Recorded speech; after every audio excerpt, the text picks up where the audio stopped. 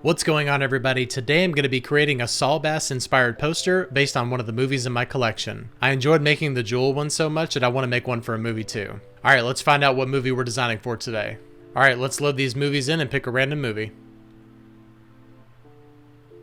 Ghostbusters, awesome, let me go grab it. Alright, so I have the Steelbook version of Ghostbusters here, and I think this may have been the Best Buy exclusive. I'm not 100% sure though. Anyway, I really like the color palette that this has on here, that blue and kind of mixed with the light green and everything. So I think I'm going to use that for the color palette. And I'm also going to go ahead and grab a couple of inspiration pieces from Pinterest. Alright, so I have a couple of Saul Bass posters here in my Illustrator document, and as you can see, they're very similar to each other, but different enough, and I think as far as the colors go, I think I'm going to go with the blue and the green just like we discussed in the intro here, and I'd like to try masking an image inside of the main text. So I am going to define a color palette here. I'm going to get kind of like a saturated blue, and then we'll go with this greenish teal, which I really like a lot. If you notice here on the Saul Bass posters, the margins are not exactly even. So what I'm going to do is create my rectangle and then just use my direct selection tool to go in and move those points. All right, I think that's really cool. So let's move this down to about right here.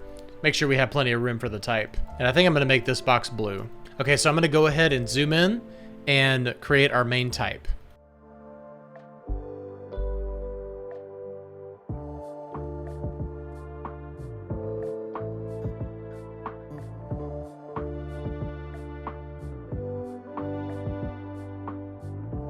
Okay, so I'm pretty happy with this layout right here, and what's really cool about this is that you can go in and just kind of move some of these letters around, you know, and just kind of rearrange them however you want to, really. You know, with these Saul Bass posters, a lot of them have very disjointed typography, so you can just kind of go in and just do your own layouts, really. And you definitely want to make sure that the type was specifically made for this poster. And then sometimes things like this happen where you just keep on arranging stuff and find out that it just works better. So I do like how the red is the main focal point of this poster right here. You've got that red that really draws your eye in, and as you get closer to it, you realize that the word "the" is masked with an image. Since we don't have the word "the" in this movie title, I think that we might be able to mask all of the text with one image. I found this nice large image and just dropped it into Photoshop here, and we'll come back to this later. Okay, so now I'm just going to get my placement of this main type exactly where I want it. I think that looks good right there. And I'm going to look on Adobe Fonts here to see if I can find something that will have the same type of personality, but is a nice plain font that we can just kind of use for the cast and director and things like that. I like Acme Gothic. I'm going to go ahead and activate that. And now we wait for it to activate. One eternity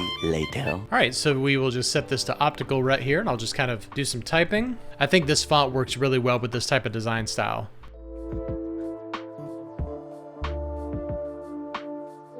Now I'm going to do a little bit of resizing and rearranging here.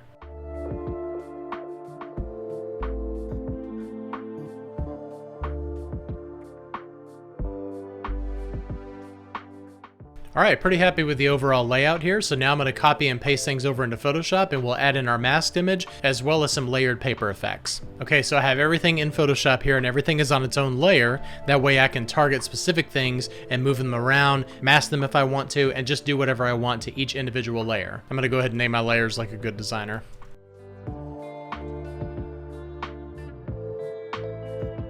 Alright, so I'm going to lay this over the top of our title here, at least the first part of the title on the word ghost, and see what it looks like when we just kind of layer those in. Want to make sure that you can clearly see all three of their faces. It may end up being a bust, but I'm going to try it anyway.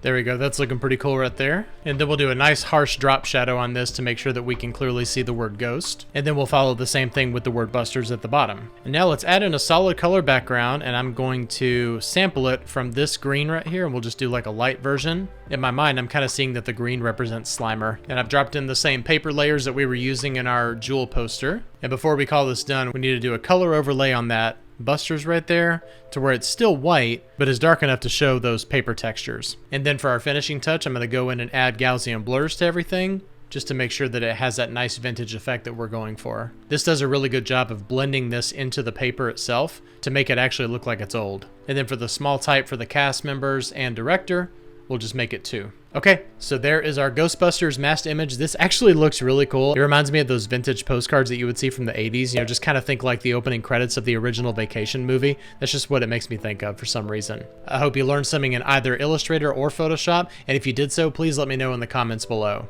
All right, well, thanks a lot for watching me make that poster. If you like this video, please hit like and subscribe, and also click the bell for notifications to be notified of all future content. Thanks a lot for watching, and I'll see you next time. Bye-bye.